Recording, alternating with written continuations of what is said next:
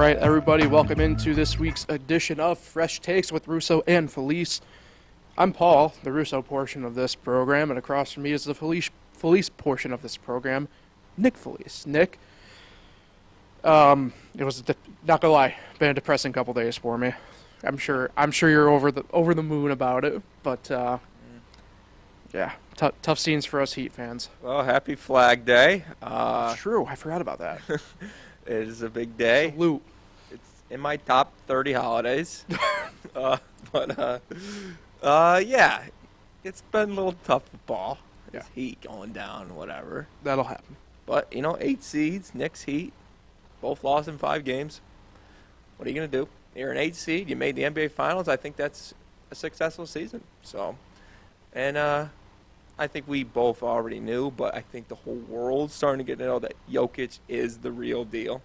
Yeah. So it was good to see that. Yeah, well, obviously we'll dive into that fully here and off everything the like diving that. board. Dive off the diving board. Somebody read the title of the podcast already. Couple things to attend to here. Podcast business, DeSanto Propane, 4 generations strong as our trustworthy family-owned business with unmatched customer service. You can go online at DeSantoPropane.com for more information or call them toll-free at 1-800-752-4574 today. Since 1937, the difference has been DeSanto Propane and GoNet Speed. The future of connection is here, and it's fiber. Made for how we live and how we work today. GoNet Speed Fiber is faster and stronger than anything out there.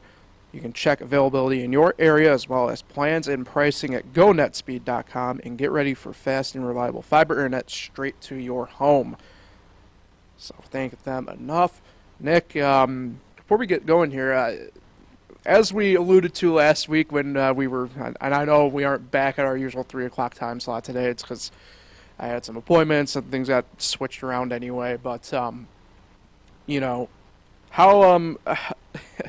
how is did you end up going to Cortland, 1? And 2, how were the games? Thanks for asking. I actually ended up not going to Cortland. Wow. Well, it did get postponed to, I think I told you after the pod, it got announced it got postponed to Thursday. Then it got postponed. It was still like an afternoon decision, though. It was weird. And then it got postponed again, like an hour later, to Friday. Yeah. And they ended up playing Friday at TC3, but because of scheduling and stuff, I ended up not going. Pete Lambos went to the game, went to both games, went to the Penny and girls and boys since they're both down in that same area. Unfortunately, they both lost. Boys definitely with a heartbreaker. They lost, gave up a goal. Marcellus, yeah. Less than a minute to go. Lost by 1 goal. And but, both made the state Final Four. Boys, first time since 2018? 19. And then girls, first time since 2006. So, successful season for both. Yeah.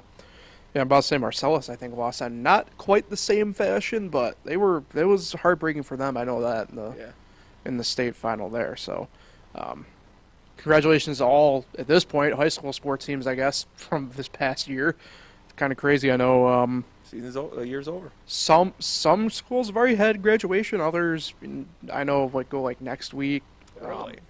Victor. Shout out Victor. It's already had their graduation. Yeah. They at least the seniors, I guess, walked because there were some members on the lacrosse team that couldn't be there because of the scheduling and stuff like that. And that was a deeper thing and everything with that. But yeah, I guess they've walked, and there's a couple other, at least in the city, I know that have done it. But I know predominantly the ones that we're used to, at least down here within the Finger Lakes, haven't special year yet, for me this year. 10 years since I graduated. Yeah. Years Academy, so 11 for me. So there you go, too.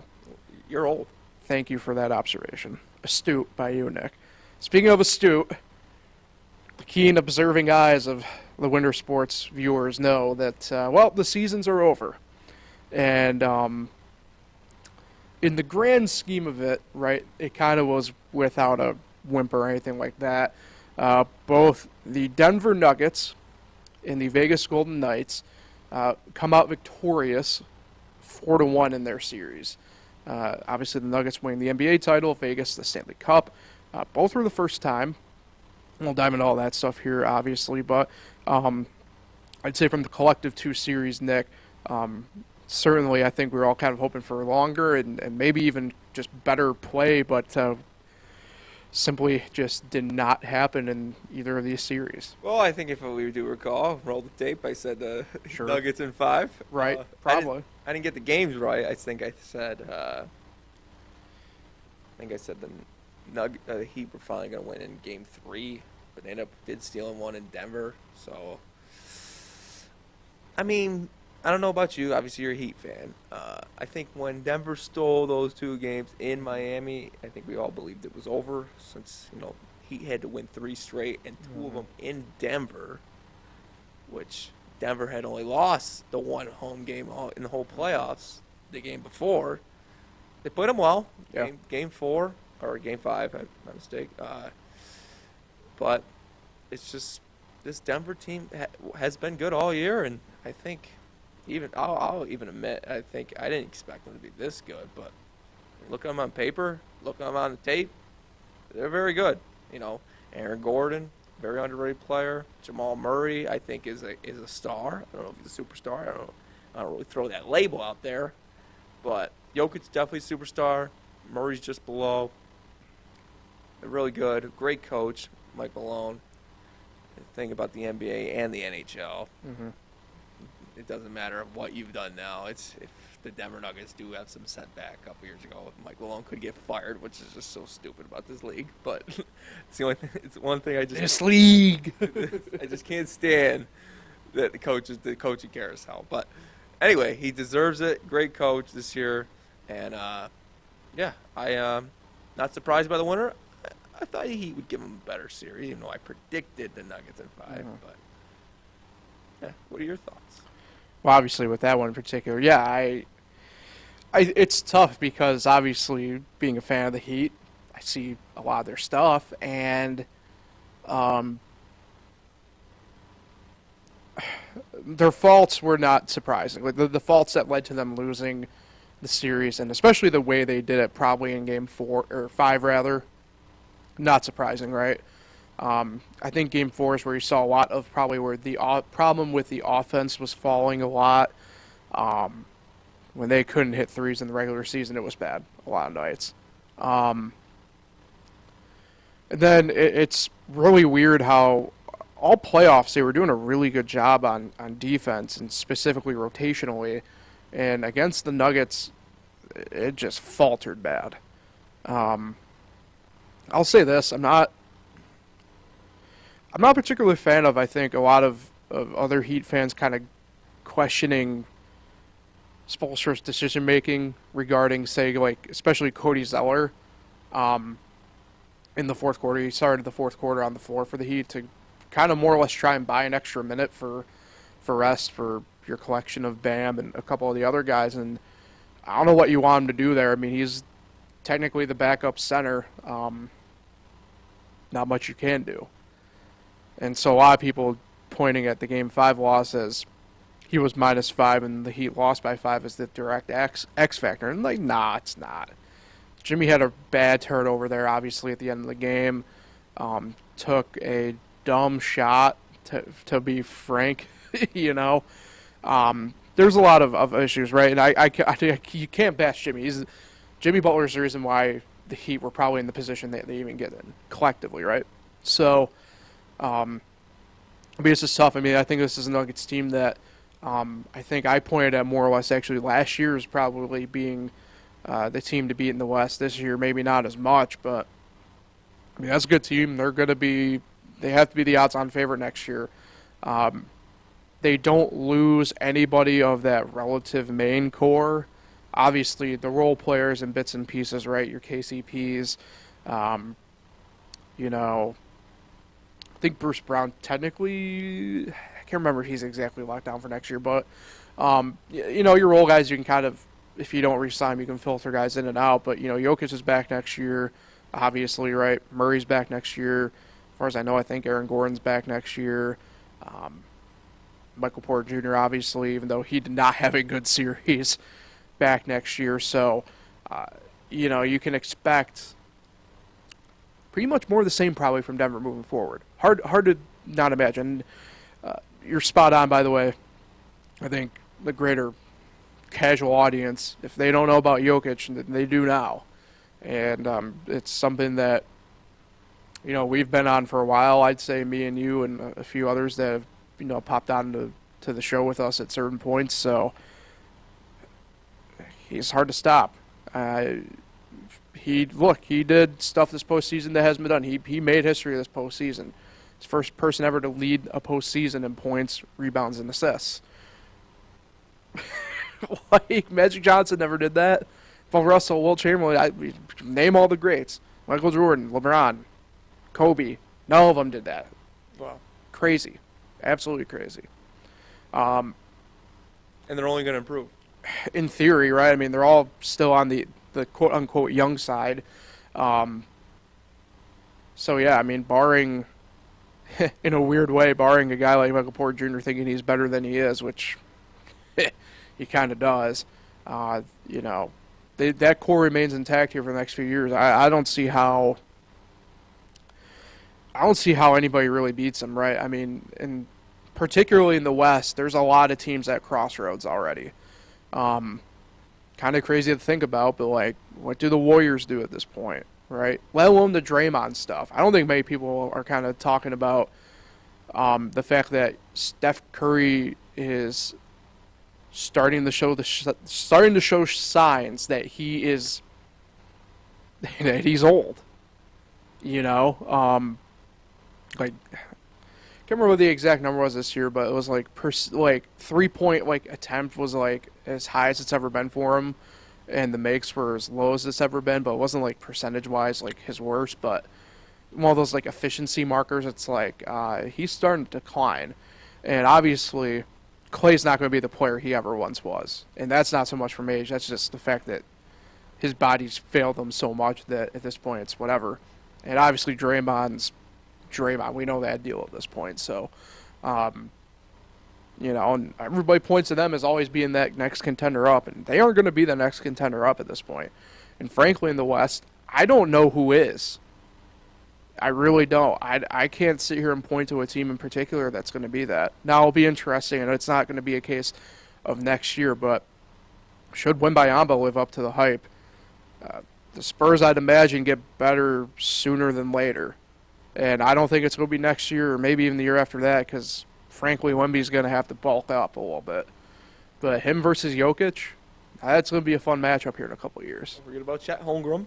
Sure. Chet, yeah. The Thunder, I think, are a nice rising young team. Calm down, Mad Dog. I like Josh Giddey. And SGA is awesome.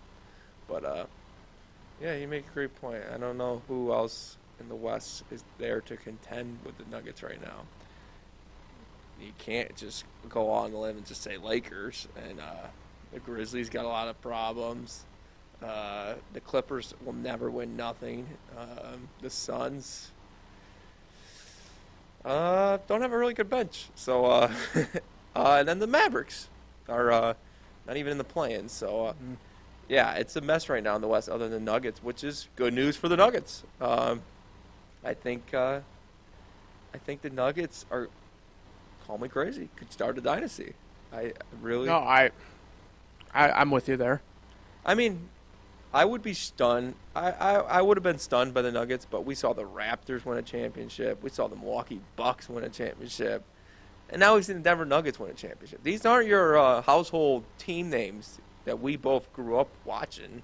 I mean, it's frankly not any of the team names that anybody grew up watching. I mean, you got the same ones in there, the Boston Celtics. You can even put Miami. Yeah, but they haven't won since 08.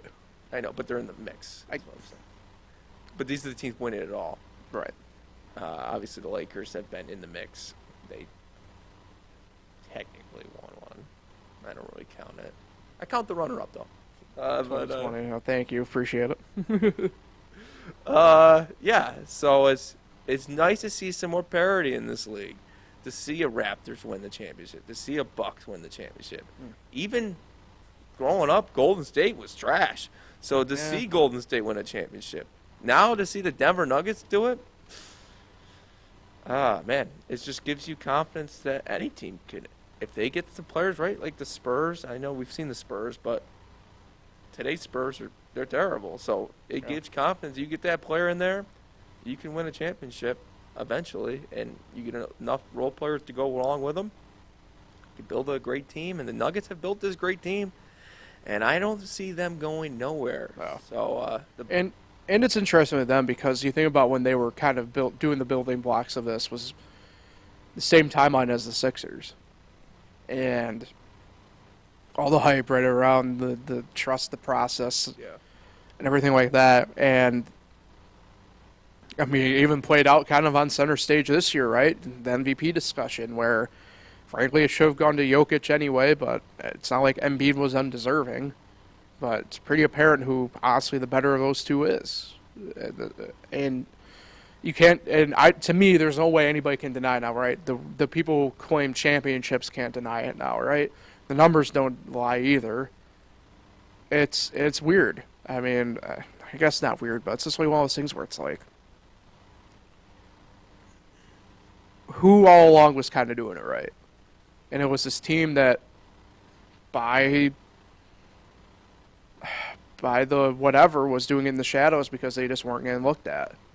You know, Denver's been on this build for a while now and climbed for a while, and probably, in all honesty, 2020 was probably the year that they were probably supposed to do this. And Jamal Murray getting injured in the bubble derails that pretty quick. And, you know, you talk about the Lakers in that, right? I mean, the Lakers capitalized, but, yeah, I mean, Nuggets, who become the second ABA team from that merger to win a title after only the Spurs in their first attempt at it. let's be honest. What can you say? I got to ask you a question. If the Nuggets lost to the Suns in the second round, do you think Mike Malone would have the job still?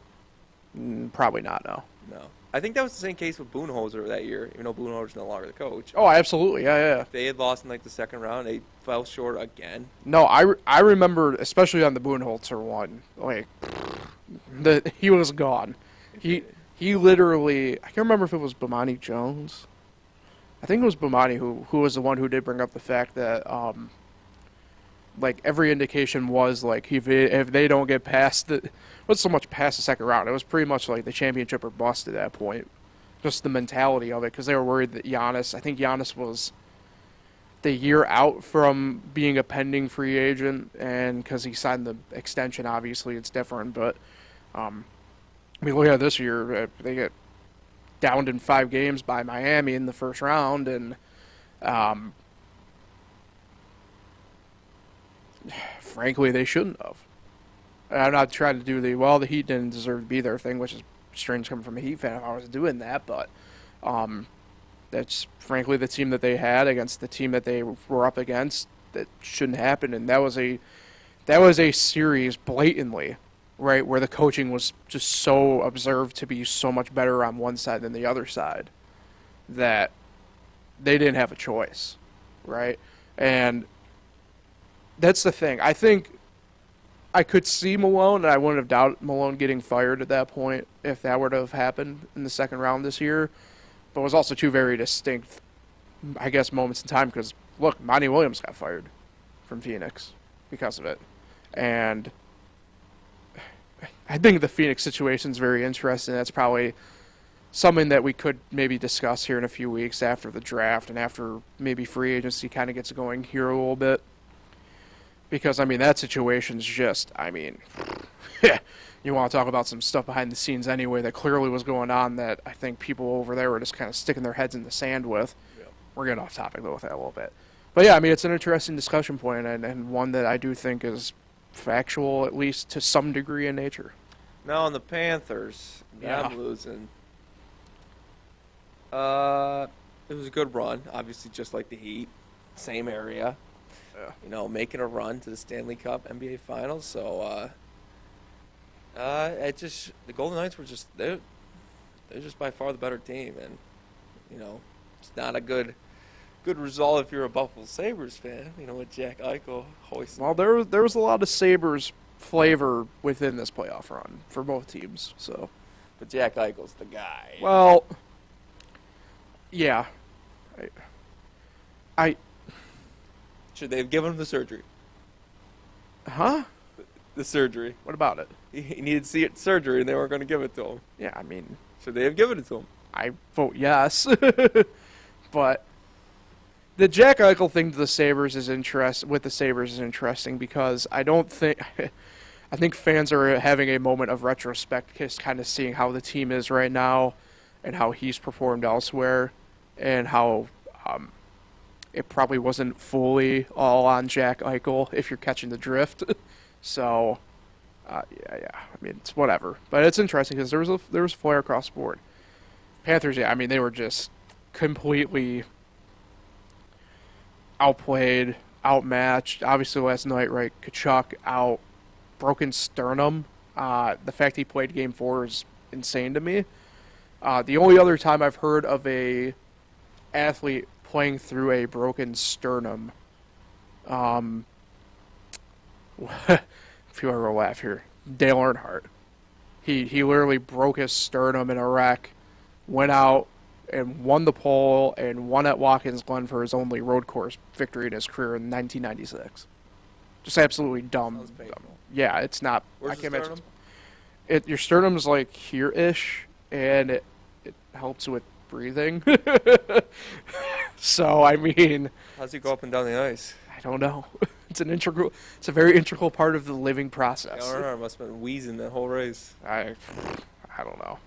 I don't know how he did it. I don't know how some of these guys do it. How do you walk with a broken sternum? I don't know. How do you live? The fact of the matter is how do you live? And the answer is I don't know. But break your sternum. What? No, I'm not willingly about to do that. Yeah, I mean, and the Panthers look kind of the same deal as the Heat, right? Just completely outplayed, out-talented. You saw where their issues were in the regular season. They popped up, right? Goaltending, stuff like that. Vegas, on the other hand, First title. just first title. I think it's the Actually, is it? Or the Aces win? no, it's their. It's Vegas's, I guess, second professional title in that sense. The Aces did win, right? Correct.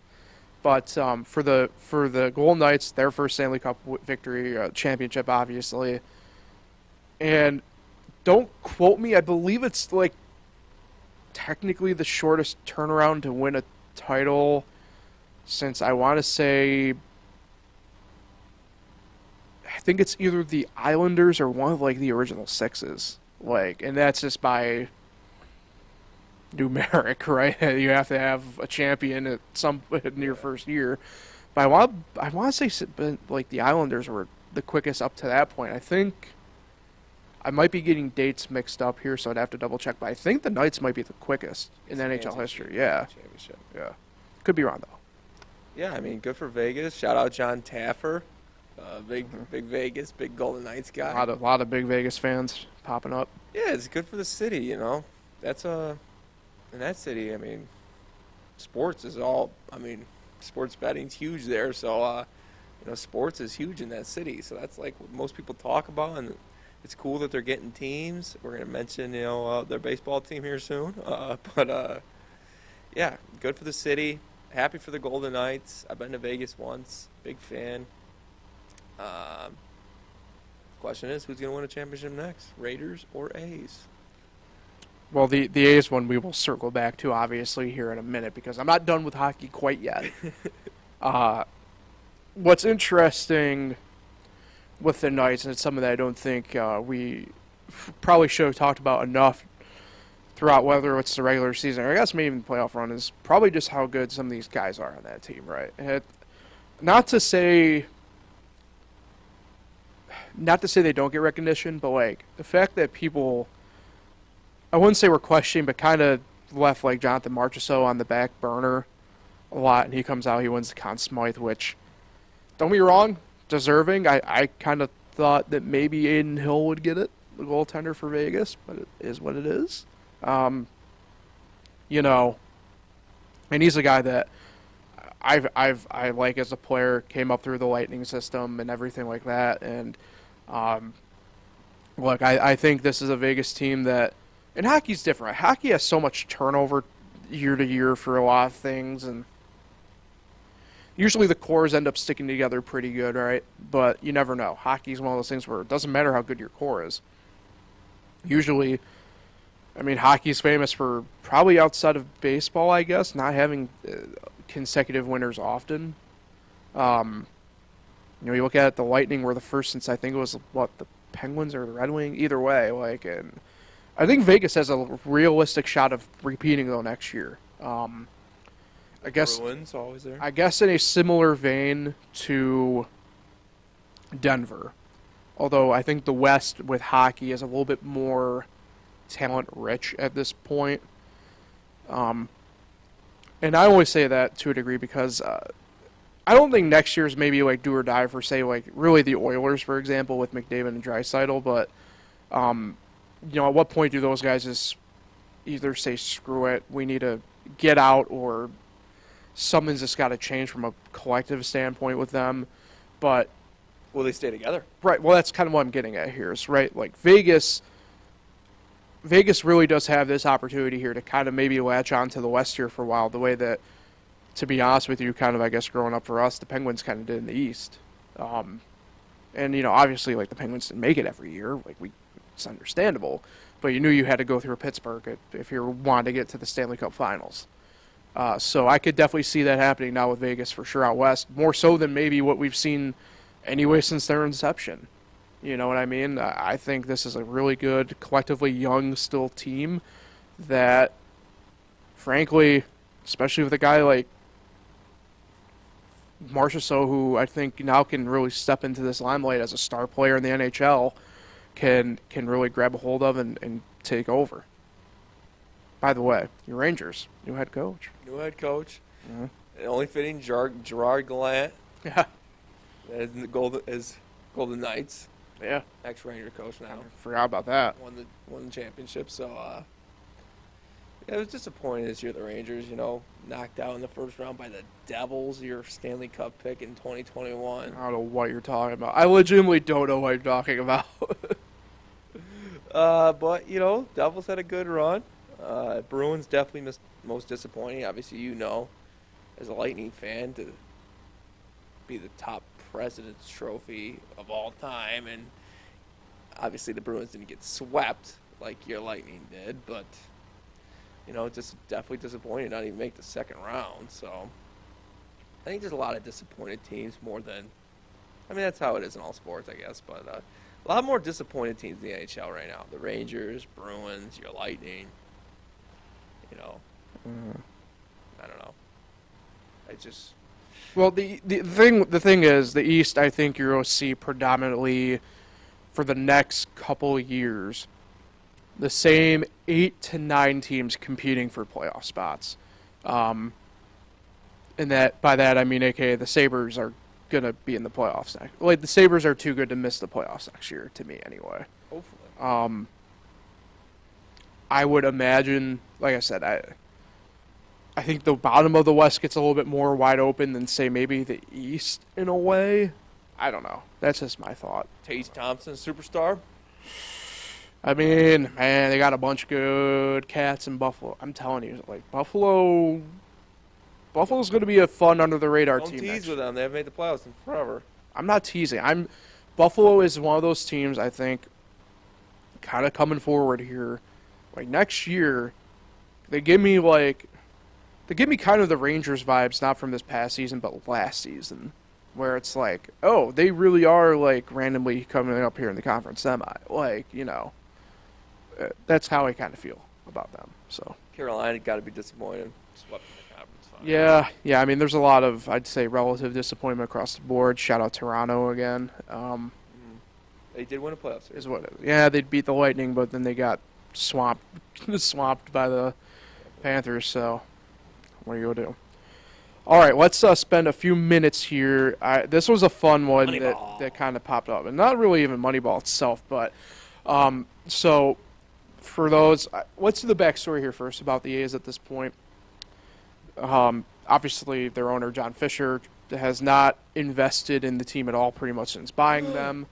I didn't realize this. Can you name the last player that Oakland has signed to a multi-million-dollar extension? Can I get ahead? What year? Oh, the year? Is it I believe the year I believe was 2003. Okay, I'm gonna go with The late Jeremy Giambi. It was not. Current Met bench coach, Eric Chavez. Ah. There's So, a good player. good player, but John Fisher was not the owner of the team then. Ah. That's what I'm kind of getting at here. Oh. Is the fact that he was the last one with that big splash deal. And in the time that Fisher's owned them, they've had some playoff runs, but that's about it. What he's done in Oakland is terrible. And, of course, Rob Manfred is, How long has he been there?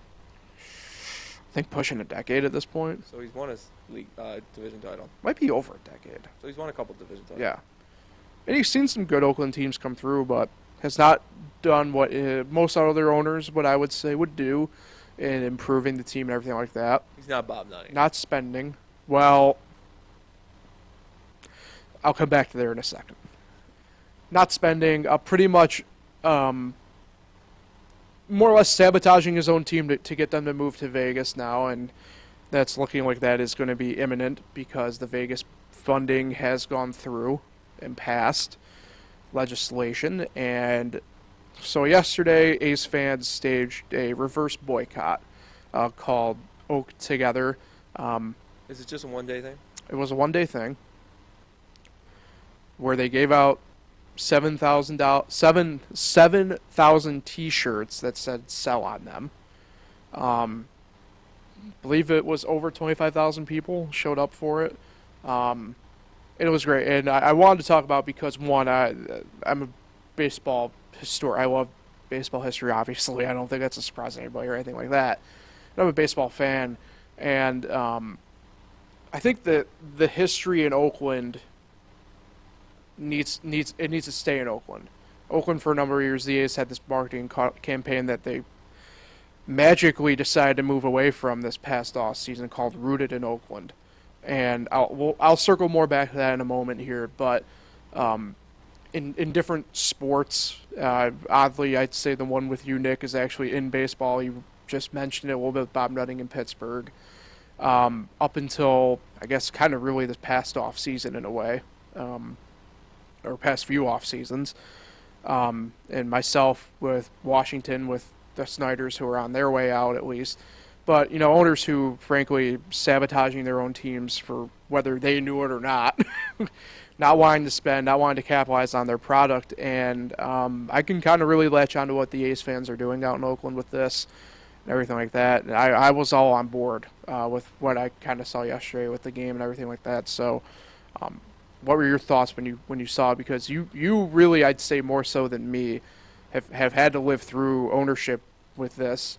And like I said, luckily Pittsburgh's, I wouldn't say fully reversed course on it, but clearly in the past couple of off seasons, whether it's investing with Brian Hayes or finally kind of meeting where Brian Reynolds was willing to meet with his contract, you finally are kind of starting to see Pittsburgh maybe kind of take this corner a little bit that, frankly, the A's just haven't done. And I watched the ending of that game last night, the Oakland game, and it was a great scene. Yeah, I mean, we gotta remember this. It was louder at the A's game yesterday, the final of that, than it was actually inside T-Mobile Arena in Vegas. Yeah. It was awesome to see, to be honest with you. I mean, they had just won their 7th in a row. Haven't lost since Pittsburgh last week. And they've won 7 in a row. They beat the Rays, the top team in baseball, again. I mean, team's starting to play well. And I think they got some sneaky good, I don't know about the pitching, but I think they got some sneaky good hitters on that team. Rooker, Noda, the rookie, and I like that Ruiz guy, speedster. They got some good players on that team that are under the radar. But anyway, Rucker's come back to earth a little bit, but big hit last time. He did a good job. It's fair. We talk about present day, not past. Also, the disrespect to Paul Blackburn, I will not allow. Thank you. Jace Peterson. Well, I was talking Paul Blackburn's a pitcher. I know who he is, but doesn't seem like it. I know J.P. Sears, but Yankee legend. But to go off what you were saying, yeah, so I felt a little bit because I always wish the Pirates would have done that, done a reverse boycott, and I don't even know. The reverse boycott was kind of interesting to actually like show up and have the place sold out, and it was pretty cool to see. But yeah, I wish the Pirates had done something like that. Just or either not go to the games itself, just leave the place empty. I think that's the best way of showing the owner that he sucks. Just to not go to the game, but just like boycott outside the stadium or something. But no, it was definitely cool to see. Especially I'm a small market fan, and Oakland's a small market team. It's just we had the Royals in 2015. Should have been the Pirates that year, but we had the Royals in 2015 come through for us. But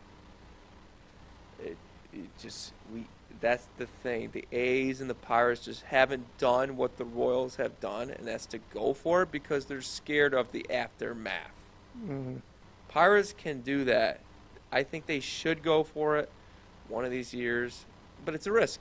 It's a risk. You can go for it, spend all that money on these players, bring them in, and make one World Series run. Royals had two. They end up winning the second one, but now look at them. They're worse than Oakland. They're going to be. And They technically are right now. yeah, there's an aftermath. Sure, you won a World Series. I wish I could say the same, but it's just these teams like Oakland, even Tampa Bay is scared. Tampa Bay hasn't gone out and got some big time players at the deadline.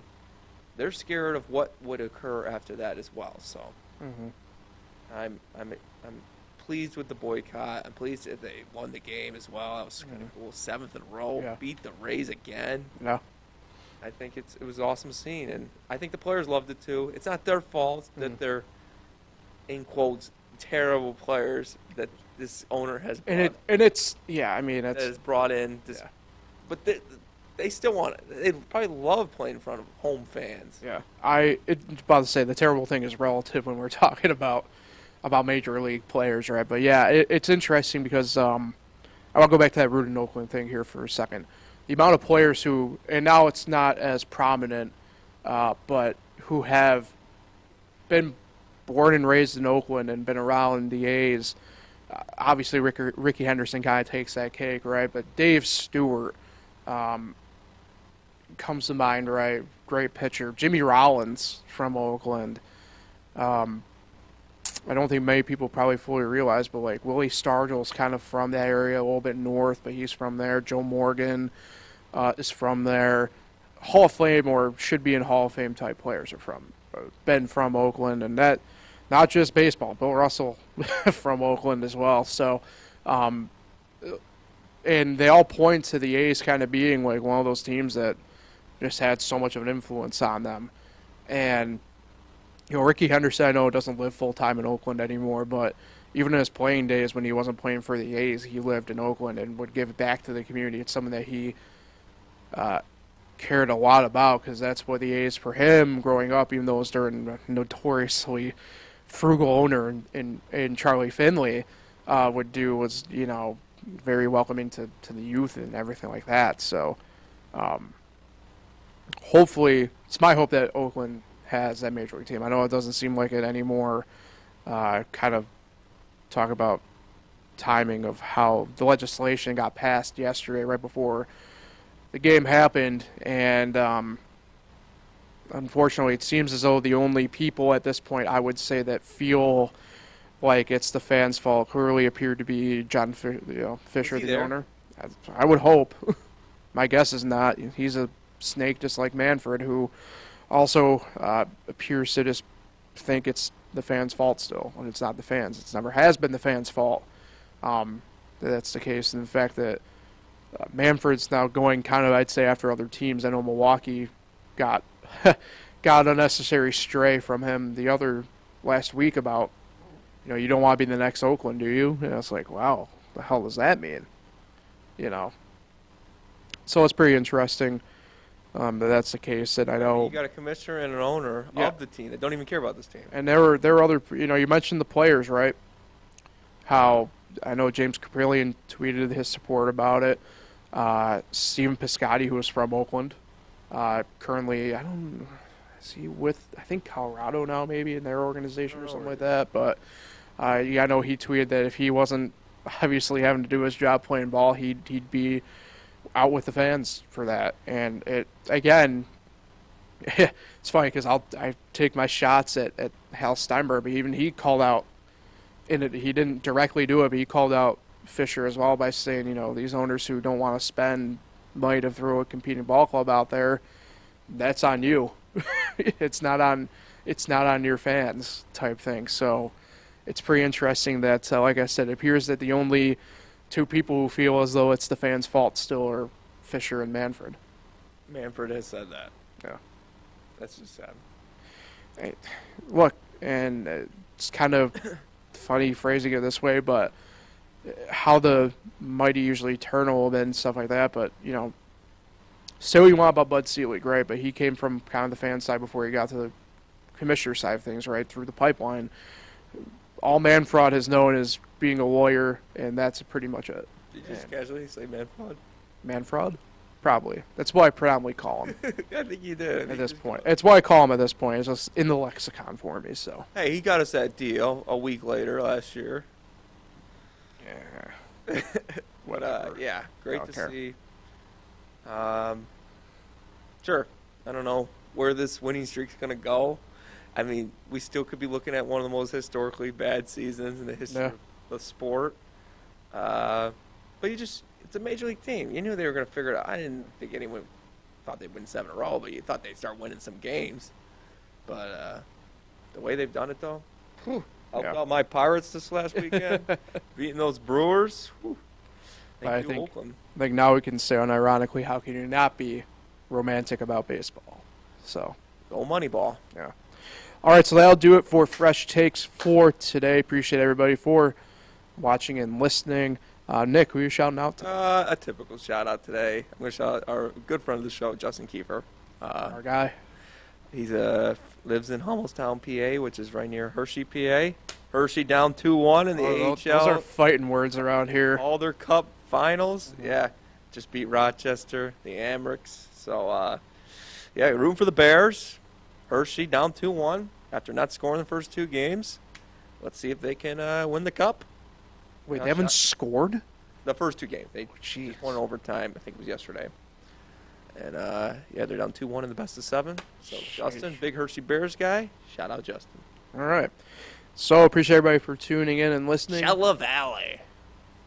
The what? Coachella Valley is who the team they're playing. Oh, that's right. Yes. Coachella? The Firebirds. If you can't watch live on YouTube, catch up anytime there. Spotify for podcasters. And we should be back next Wednesday. Unfortunately, obviously, with the winter sports coming to an end the way they did, probably might be ending our summer schedule sooner than we anticipated, but we'll see. We will see everybody back here next Wednesday. Enjoy the week, everybody.